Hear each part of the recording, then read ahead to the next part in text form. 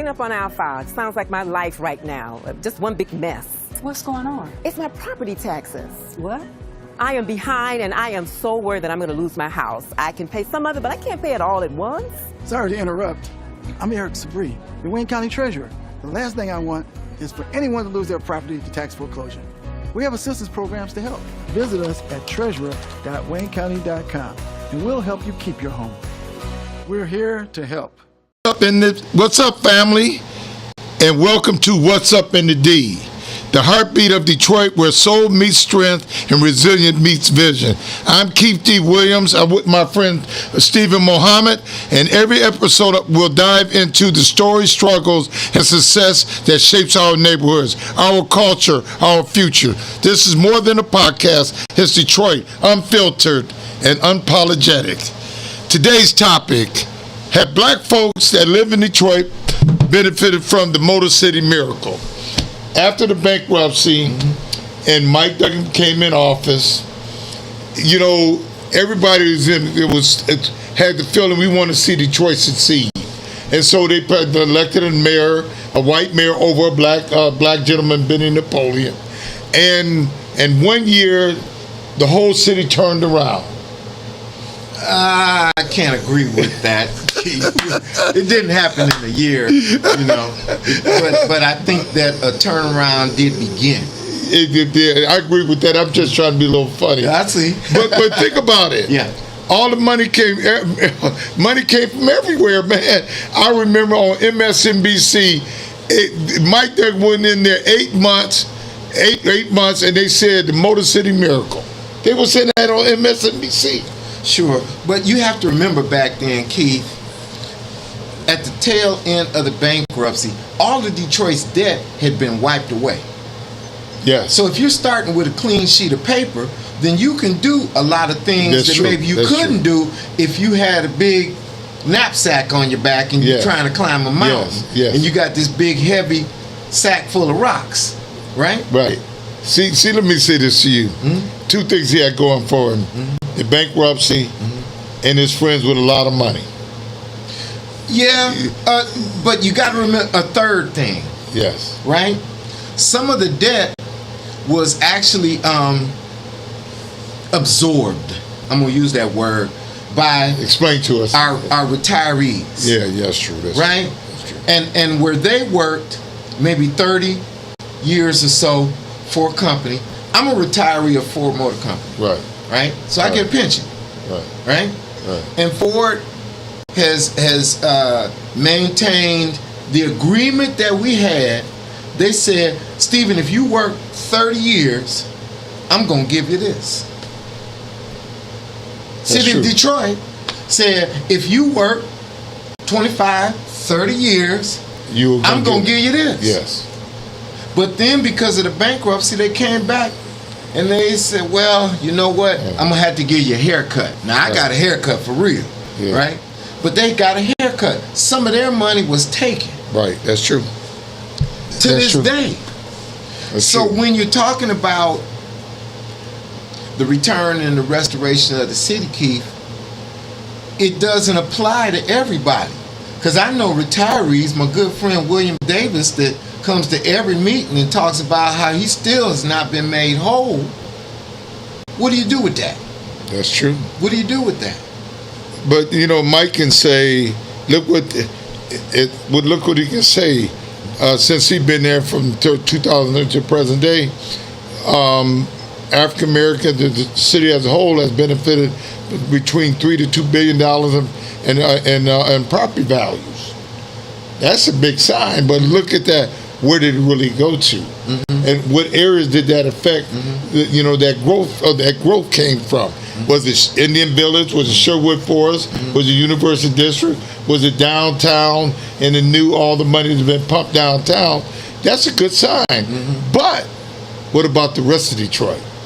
And see, that's Linwood, Claremont, Puritan. Where we grew up. Where we grew up Grand River Jordan Road. I grew up on Puritan Illinois. Okay. See, that's the blessing and the curse, Keith, that you and I have. Right.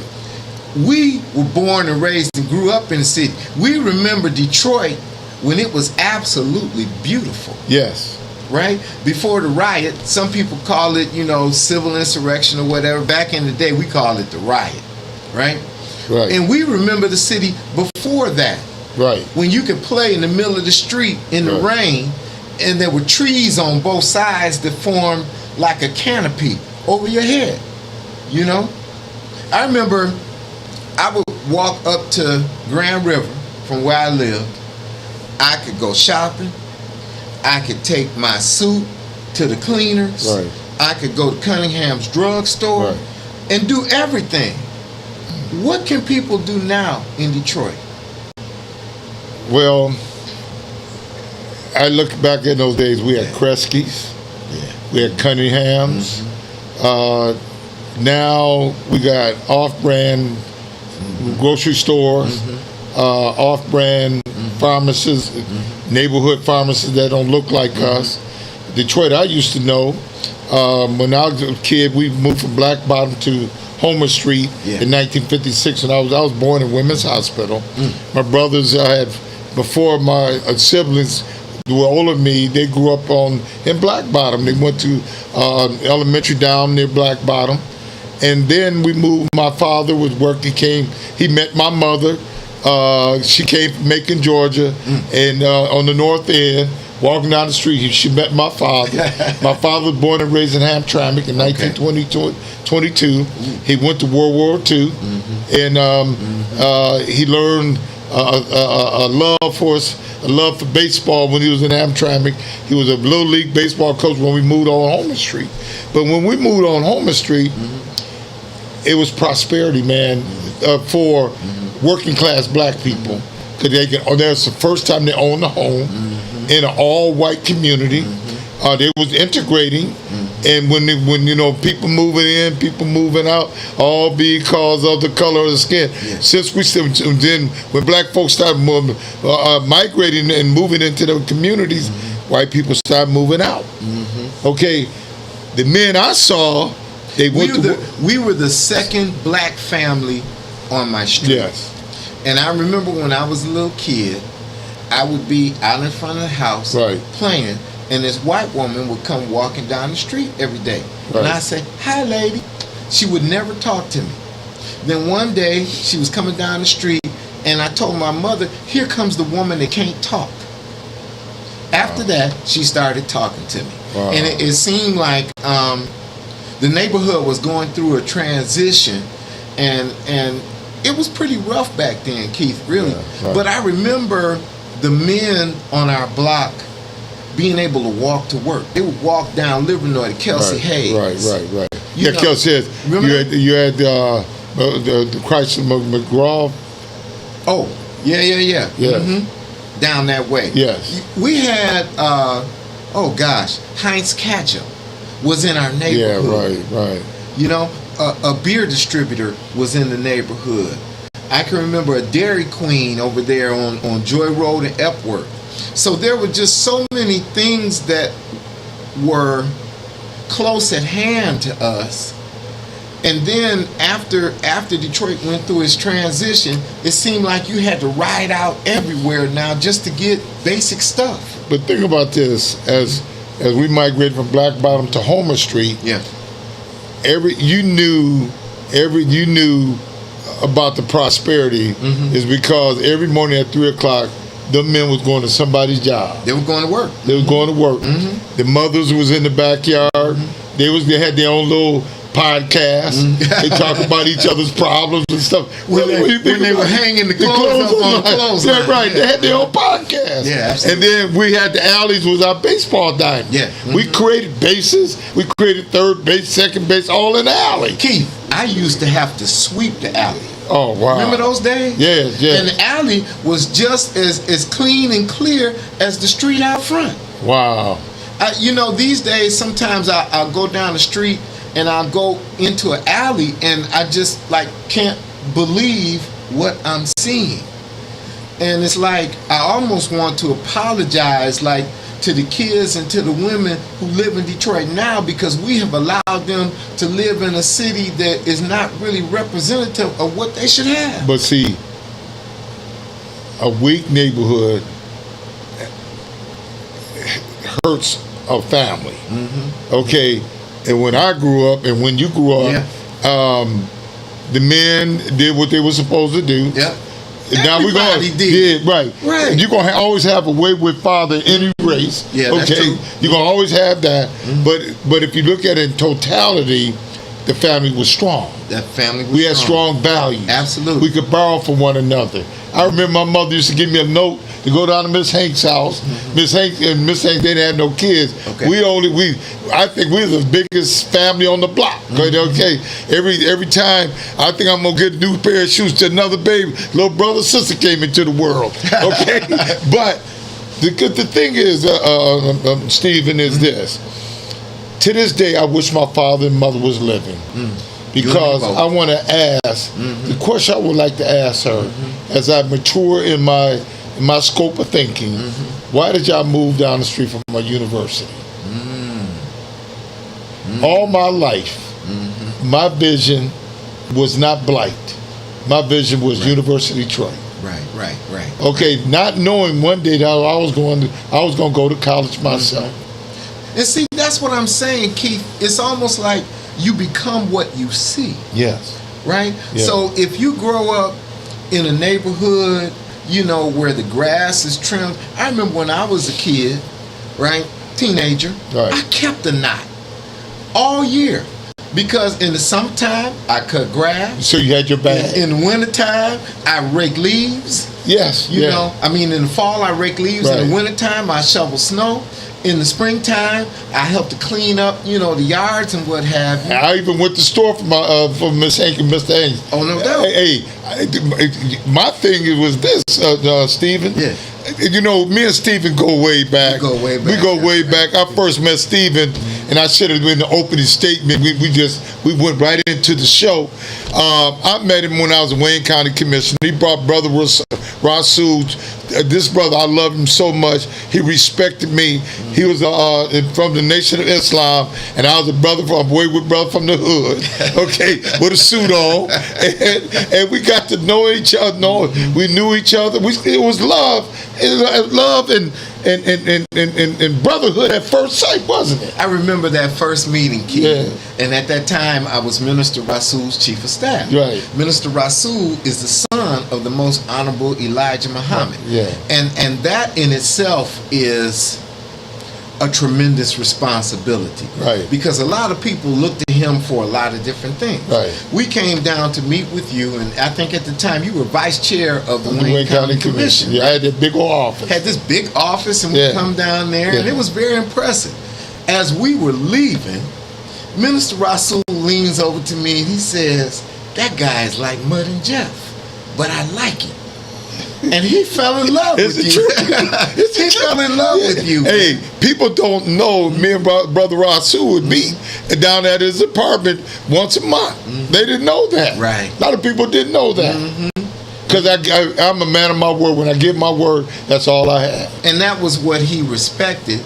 Because, being in the nation, a lot of times people would tell us things and they wouldn't necessarily be of the word, especially some folks in government. Right. Right? Because they really just wanted to kind of get us out of their office, so they tell us whatever they think we want to hear. Right. But you kept your word. And that's why I think Minister Rasul loved you, man. Yeah, man, I told today in a post, your word is all you have. That's right. And if my father said, man got bad word going in other direction, because you could never trust him. But the thing is, I learned about trust when I was growing up. Yes. I learned about, because my mother and them trusted Miss Hank to do what they said he was going to do. Because we was all struggling at the same time, but there was. But we were all together. Together. And it's crazy because nowadays something can happen. Say your kid gets in trouble in the school, right? And parents will run up to the school and say, "Don't you say nothing to my kid." In my day, if I got in trouble, every adult on my way home, we all had something to say. Yeah. Right? So that's why I don't know what's happening. We talked about in our conversation. We talked about recreation. Yeah. We talked about how living in a neighborhood where there was peace. We talked about family. But let me just talk about a little bit about these kids. We were kids, man. I just went down Livernois shoe shining. I created me a shoe shine box. I had 3 polishes, black, brown, and neutral. Okay. The neutral could Do everything else. do everything else. Right. And I made my little hustle. The kids now are carjacking. They killing each other at 13 and 14. At 13 and 14, I was in the house. The street lights went on. Went on. It's time to come in the house. Is it supervision or lack of parental guidance that's causing this mix, or is it the neighborhood has faltered so much that our kids is a part of that craziness? It's a lot of things, Keith. You gotta go back. After the riot, the city was in a very sensitive spot. And then, next thing you know, they start sprinkling drugs into our community. Started with heroin first. Yes. I remember I used to work at Cunningham's, man. Yeah. And every Cunningham's had a heroin addict, a prostitute, and a brother selling the Muhammad Speaks newspaper from the Nation. And I remember there was a heroin addict. His name was Richard. He was a good friend of mine. His hands were big as watermelons. And he would tell me, "Young blood, don't do what I'm doing." And when I saw that, I'm like, cool, you don't have to tell me twice. But see, people got into drugs and stuff like that. Folks were not able to finish school, so maybe they weren't able to get a job. And it just seemed like we were on a roller coaster ride going down, down, down, down, down, Keith. Right. You know, I just look at it that the man had a plan. Yeah. And the plan is to destroy black wealth. And I've been fighting. How do we go from poverty? How do we close the poverty and the wealth gap? Until we love one another. It's got to start there. The love. It's got to start there. Explain that, sir. So, and you know, I was thinking about this on the way over here. I remember when I was a young man, if I see a woman coming, I'm going to open the door and hold the door for her. Yes. And she's going to say, "Thank you, sir." Right. You know, nowadays you can hold the door for a woman and she just breathes right through and not say anything. Right. And I say, "Oh, you're welcome, ma'am." Right. You know, it's like we have almost lost our manners, you know, and the kindness that we were raised up on. We were taught to behave a certain way, Keith. Right. I know you were and I was too. You know, and it's just like that's just kind of gone now. You know, I was taught in my neighborhood the familiar word, game, recognized game. Game, recognized game all day. Yeah, I remember the Hart family. Man, these brothers had good hair. They was handsome. Okay. And they Light brothers. skin? No, they was brown skin. that we had a little bit of that too. Okay. But what really made me feel that I want to be a part of something of culture. These brothers were always sharp. They had their gabardines on. They drove 98s. Okay. The deuce and a quarter. Charlie Tolbert lived on my block. Had the first deuce and a quarter. The 225. It was brown. And I told Charlie about that about some years ago. About, man. Brown with that tan vinyl. Oh man. And he told a story. He said he was driving down Midland, driving towards Linwood, and the police stopped him. Asked him, "How did you get this car?" He said, "I worked at Chevrolets." That's how I got it. And he had to let him go at that point because they knew that was real. That was real. Yeah. But those brothers, man, and to this day, that's why I dress the way I dress, because what I saw. And who I saw wore those clothes, I wanted to dress like them, and I continue to want to dress to be the best. Okay, but what happened to them? The needle. They got caught up in that heroin, that mixed jive back in the day. Everybody on the neighborhood was nodding. I said, "Is anybody gonna wake up?" But check this out, Keith. It didn't start with the needle. In my neighborhood, it started with Thunderbird. Mad Dog 2020. It was also, let me give you another one, penny caps. Right? Yeah, right. And it was like a graduation from that to harder drugs, and people couldn't pull themselves back from it. So next thing you know, some of my good friends would go first to jail and then to prison. Others of my good friends would get into what they get into, and now they're dead. Hey, but guess what? We found a way. You went to Cass, I went to Henry Ford. Okay, and those two, one was on the west side, Yep. one was on the east side. And we just talked about this. The best thing that happened to me when I got bused, I lived on Holmer between Midland and Puritan. They say busing started in the 70s. No, it did Yeah. not. It started in 1963. I went from Fitzgerald on Green Line and Puritan to all the way to Edgewater Park on Burke Road in that area to go to school. Okay, the first day of school, this was integration. The first day of school, we driving down the street and they said the N-word come into our neighborhood. And it really, I got really scared because I saw on TV, but I never experienced it for myself. That was an experiment. I tell people that was an experiment went right. Okay, I spent all of my educational problems in zip code 48219. Okay. Burke Road to Edinburgh to Evergreen. Now back then, Right. Burke Road, that was like a white area. It was Copper Canyon. Okay. Copper Canyon, you know Copper Canyon, Yeah. where all the police were. Yep. And when I got called the N-word, but guess what? In the 6th grade, Brother Muhammad, somebody came up with this beautiful experiment. The teacher told the white kids in my 6th grade class, you have to, each one of you had to take a black kid home for lunch.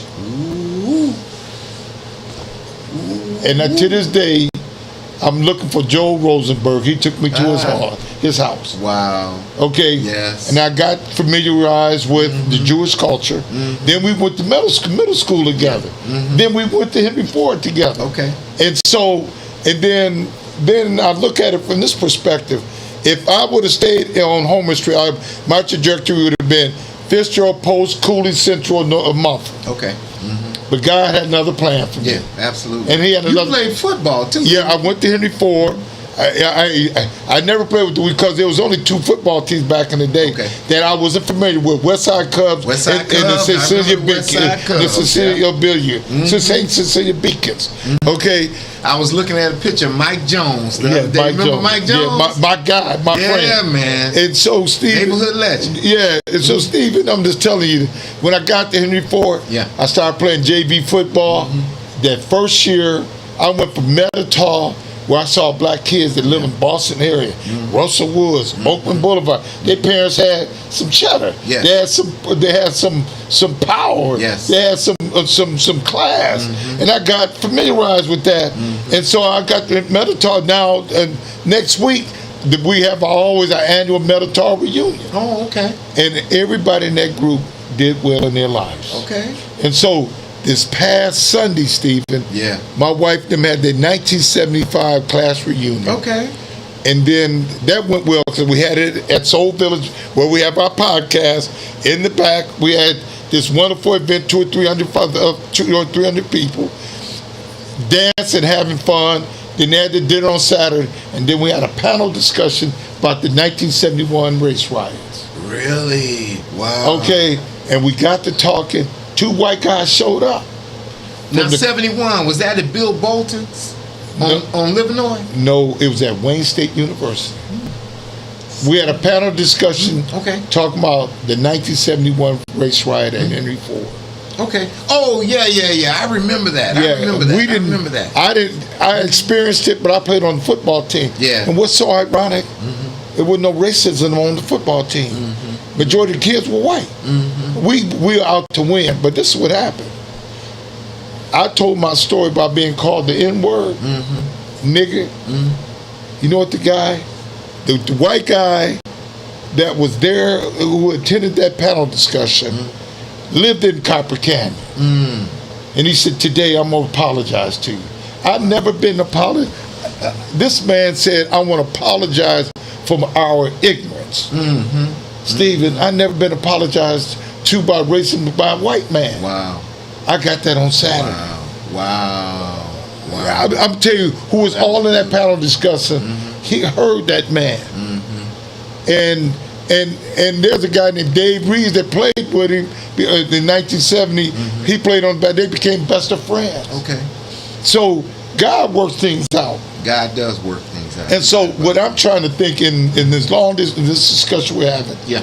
when he's going to work out our rights. So, God. I didn't mean to say it like that. No. It's 'Cause okay. And I know what you're saying, though, Keith. You know, we have, because of the color of our skin, Yes. we have been treated a certain way and dealt with a certain way. Right. Now, here's where part of the problem comes in. Okay, bro. If your enemy does something to you, shame on him. Right. But if you continue to do something to yourself, shame on you. Right. We got to start to take a look at what is our responsibility and what can we do as a people to come together. I'll give you an example. The work that you do the Courageous Games, where you have hundreds of kids come out and compete, track, field, doing all types of things. Right. And you basically have had to build that all up yourself. From my pockets. From your pockets. From my glory to my pockets. Right. But the beautiful thing about it is, Keith, even if you just save one kid, I've done everything God's you work. did was worth it. Yes. See, that's the thing. We have to do God's work. That's why I work so hard in the community. And you know, you're very impressive. He's a businessman, consultant. He's worked in government. He's from the Nation of Islam. And I'm just telling you, God bring good brothers together for a reason. For a reason, that's true. And we have to honor his wish. That's right. To whom much is given, That's much right. is expected. That's right. Much is required. You know what, Keith? You and me don't always agree. No, we don't. But we agree on one thing. We love Detroit Yes. with all of our hearts, minds, and souls. And we do whatever we can do respectively to support that. Just like nowadays coming up, okay, we're in the midst of a mayoral election. Yes, we are. Right? We are. And it's a rough thing. Right. Because for the last 12 years, we had a mayor who had a vision, was able to pull different resources together and move the city in a certain way. Right. Now you're going to get another mayor that's going to have a vision, who's going to have to work to pull some resources together to move in a certain way. You know, Keith, when I look at the two candidates that we have, got Council President Mary Sheffield. A wonderful, beautiful sister. Which we worked with her when, as you know, I was the Chief of Staff for Council President Emeritus Brenda Jones. Right. So Mary was Brenda's pro tem. Right. Right? I remember that. Yeah.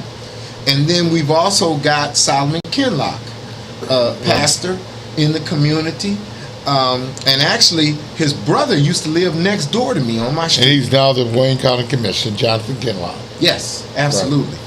Right. And the thing of it is this: when I look at both of them, I look at it from a business perspective. Keith says, okay, who has managed people, who has been able to manage a large budget, and who has had a vision and delivered their vision.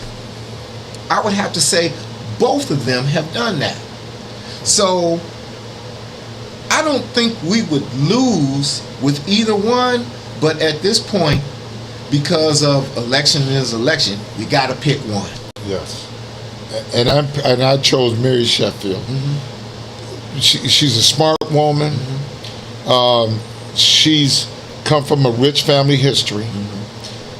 And I'm not putting nothing against Mr. Kinlock, Pastor Kinlock, because he's doing beautiful work in the church. Each one has got a mission led by God. I've seen Pastor Kinlock in passing. I've never gone to his church for to hear his ministry. I know his brother. Well, good intentions. Mary, I got to know Mary from this reparation movement. The task force. Task force. You're the co-chair. And and what stuck in my mind, and I started off this conversation with me and you was talking about your word is all you have. And I've been raised, when you say you're going to do something, do it. Okay? And look a man in the eye. I was at a desperate moment in this reparations movement on Proposal R. Black nationalists were running away from me, saying it's not reparations. Those pure Negroes. Okay? I'm a guy just very pragmatic in my approach. I'm trying to find solutions. Sure. And my solution was, I couldn't get the signatures. I gave money to people to get the signatures for me, and they went south on me. I couldn't get them. And I wasn't going to lose, so I started, me as Keith Williams So always... let's take a half step back, Keith. You were trying to get signatures. to put the reparation ballot initiative on the ballot. Yes. Because I was doing People something... could vote on, should we have a task force to discuss reparations? Right. See, the traditional way is the city council appoints. I want my vision was let the people speak if they want it or if they want it or not. Sure. And what happened was a miracle. I was kind of nervous approaching Mary at her Occupy Occupy the Corner. Occupy the Corner. Sure. And I went up to her, and she said, "Why not?" She said, "I want you to go talk to Brian," and the rest is history. We won by 80% of the vote. Now, going through a process, when you're putting people together, it's going to be problems. But eventually, God works it out, and the problem gets solved. Sure. And hopefully, by October, you will get a report of, I have come together, I have put my feelings aside, and I'm looking at the greater good. The greater good is how we close the poverty and wealth gap. And it gets back to, and I always remind myself this Bible thing, to whom much is given, Much is required. required. Yep. And so in the whole nutshell of this whole deal, Yes. I'm looking for black people to live in peace. Black women and fathers can go on the playground and exercise their loving care with their children. And I want to see black ownership, stores, courageous stores all through the community with healthy foods and less liquor and less cigarettes. I want to see married couples walking to the house with their key at their first inauguration to You a home. want to see the vision, Keith, of what we had when we were kids coming up. Yes. There's nothing wrong with that, brother. Yeah. No, it's nothing Brother wrong with Muhammad. So, as we come to a close, how do you see Detroit going? And is there hope? I'm glad you asked that. Right now, Keith, I'm working very closely with Chief Todd Bettison, the Detroit Police Department, and a great group of men and women who I've been working in the streets with for the last 10 to 30 years. And these are the CVI groups.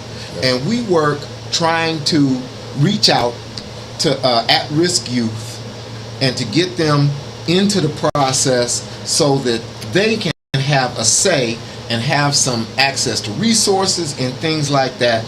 Because a lot of times, man, we have just forgotten about our kids. You know, you can get so hung up in life and, you know, trying to make money, trying to take care of the house and trying to do this, that, and the third, that you forget about your kids. But your kids are going to get your attention one way or another. Right now, our city's going through some really tough times, and we have to double down and come together. And that's why I want to say, it's my hope that as we go through this election, Mary Sheffield, Solomon Kinlaw, people do not want to hear no negative stuff. People are tired of that stuff. They want to hear the positive of what you're going to do to bring this city back. Both of them have strengths and weaknesses. You know, and we want to see the positive in what you're going to do. And that's why I posted what I posted today. Okay. I stay away from the negative, salacious information, conversations, and stay focused on God's work. Yeah. And God's work is bringing people in, not destroying them, and doing well with, and recreating a beautiful family like we used to have. Yeah. And that's all I can go by, man. Leland Frederick Williams. And I can tell you this real quick story. As I was getting ready to go to Eastern Michigan, my parents were sitting on the porch, and Mr. Rooks was the neighborhood taxi cab service. My father didn't have a car, Okay. and I couldn't go on the bus, catch the bus down to the Greyhound bus. Okay. With a big couple with a lot of luggage. Yeah, absolutely. And then the luggage I had, Stephen, my mother had an old chest. Okay. And she tied it up with a rope, and I said, "Oh my God, Mama! Everybody else gonna have new stuff." She said, "I gave you all I can give you." They did our parents did the best they could do. Yeah. And guess what? So as Mr. Brooks was putting my stuff in his trunk, Yeah. I looked to my parents, and both of them started crying.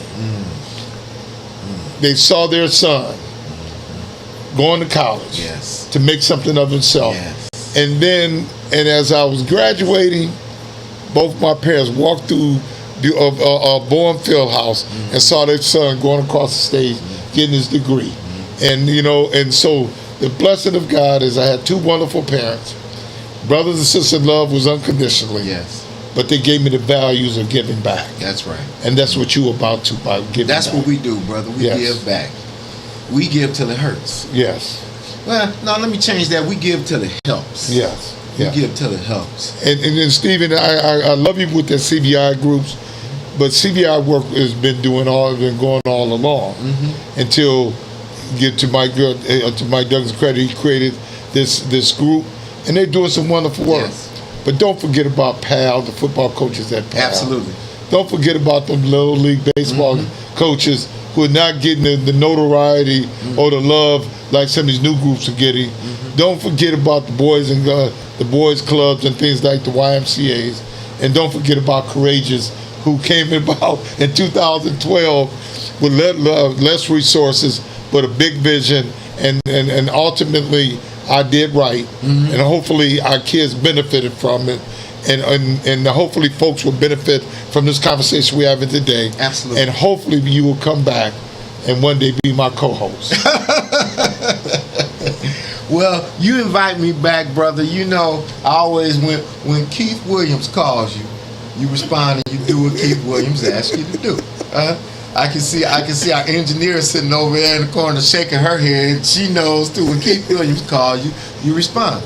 You know, but the good thing about it, Keith, and I really appreciate you doing this show, because this is real. Right. This is real talk. You know, it's not anything made up, and it gives Detroiters an opportunity, and others, an opportunity to see the city from a unfiltered perspective. And I really like that, and I appreciate everything that you do. I appreciate you having me come on your show, bro. Channel 4 has Live from the D. Keith Williams has What's Up in the D. What's up in the D? What up, though? What up, though? God bless. Yeah. Love you, man. It's first. That's okay.